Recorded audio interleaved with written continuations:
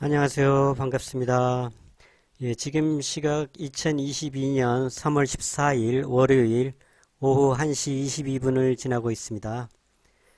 예, 갑자기 장중에 제가 그 녹화를 시작하게 된 것은 혹시나 아모레퍼시픽을 가지고 계시면서 그 오늘 폭락을 하고 있기 때문에 좀 공포를 느끼는 분이 계시지 않을까 이러한 차원에서 그 제가 녹화를 시작하게 됐습니다. 네. 지금 현재 그 코스피도 0.27% 하락을 하고 있고 코스닥도 마이너스 2.05% 하락을 하고 있죠. 예, 오늘 장이 전체적으로 안 좋죠. 예, 그런데 아모레퍼시픽은 과다하게 7% 이상 뭐 8% 가까이까지 그 하락을 하고 있으니 저게 무슨 일일까 이제 궁금하시죠.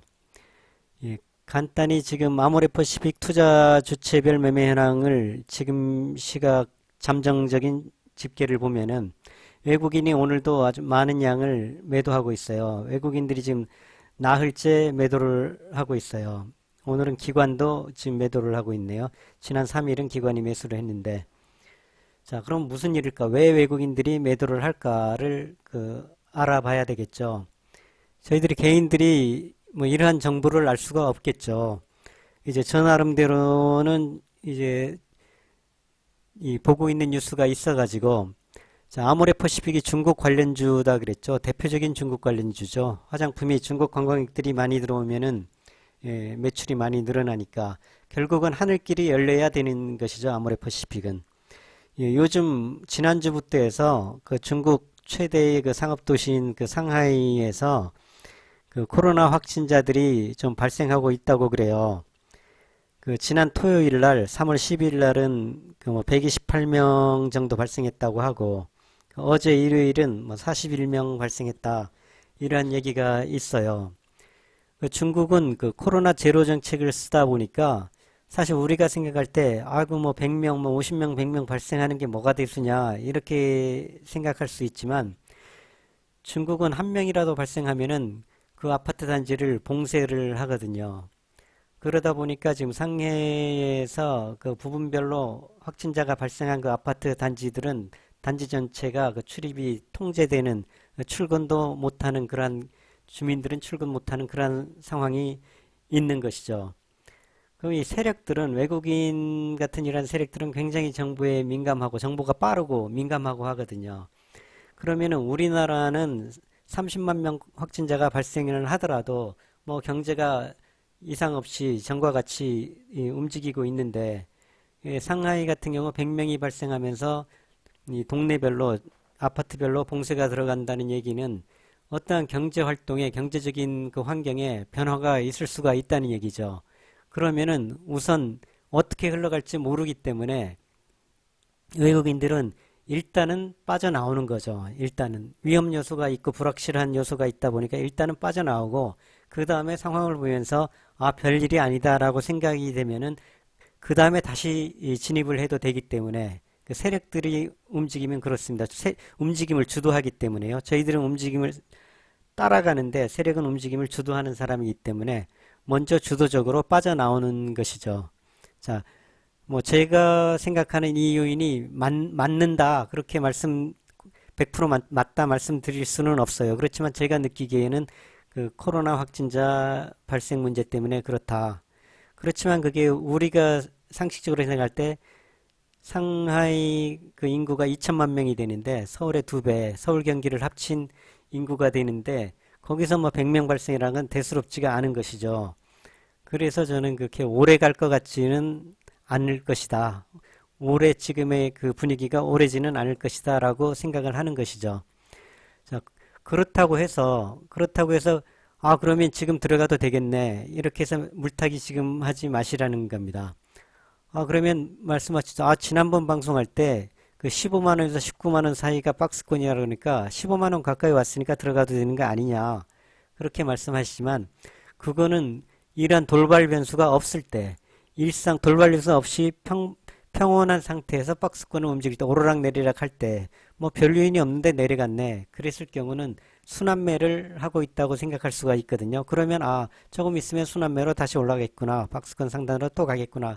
그렇게 하는 것이지 지금은 어떤 돌발 변수로 급락을 한 것이거든요. 그럼 돌발 변수가 언제 사라질 것인가를 확인을 해야 되는 거죠. 뭐 더 밑으로 14만원, 13만원까지도 갈 수가 있죠. 돌발 변수가 해결이 안 되면은. 그렇다면은 그 상황을 보면서 해결되는 상황을 보면서 안정기로 들어설 때 매수를 들어가야 된다는 겁니다. 자, 그런데 만약에 코로나 문제가 아니고 다른 요인으로 이렇게 하락했다 그러면은 또 다르게 생각을 해야 되겠죠. 예를 들어 가지고 뭐 그러지는 않을 것이다 저는 생각을 하는데, 예를 들어 윤석열 당선자가 공약대 얘기대로 사드를 추가 배치하겠다. 지금 그러한 요인이 우리는 모르고 있지만 어떤 세력들은 알고 있다. 지금 새로운 당선자가 사드 추가 배치를 강행할 것이다라는 확신이 있다 했을 때는 그것 때문에 내려가고 있다. 그렇게 볼 때는 우리는 지금이라도 한 20% 손해를 보고 있더라도 손절하고 빠져나와야 되겠죠. 왜냐하면은 지난 영상에 아모레퍼시픽 말씀드렸듯이 정부 정책에 반대하지 말아라. 대항하지 말아라. 이렇게 말씀을 드렸잖아요. 만약에 사드 배치로 인해서 주가가 하락한다 그러면 중국 정부가 간단히 뭐 몇 마디 말로 하고 분위기만 나쁘게 만들고 그만두지 않을 것이라는 거죠. 철저한 또 보복이 이루어지기 시작하면 대표적인 중국 관련주 아모레퍼시픽은 계속 날개 없는 추락을 할 수가 있다는 거죠. 그렇지만 저는 그렇지는 않을 것이라고 봐요. 선거를 위해 가지고 득표를 위해 가지고 사드 얘기를 꺼낸 것이지 실제로 사드 배치를 하지는 않을 것이다라고 생각을 하고 있는 것이죠. 그래서 지금 요 하락은 코로나로 인할 요인일 것이다라고 추측을 하는 것입니다. 자, 그러니까 뭐 함부로 물타기 들어가지도 마시고요. 그렇다고 너무 공포를 느끼지도 마시고 조금 지켜보면서 제가 추가적으로 나중에 다시 말씀을 드릴게요. 다행인 것이 지금 여기 차이나 A50이라는 중국의 A주 50개 종목을 만든 선물 지수예요. 오늘 여기 3월 14일 오늘 아침부터 쭉 하락을 해왔어요. 쭉 하락을 해다가 지금 한국 시간 12시를 지나면서 행보를 하다가 조금씩 올라가는 모습을 보이고 있죠.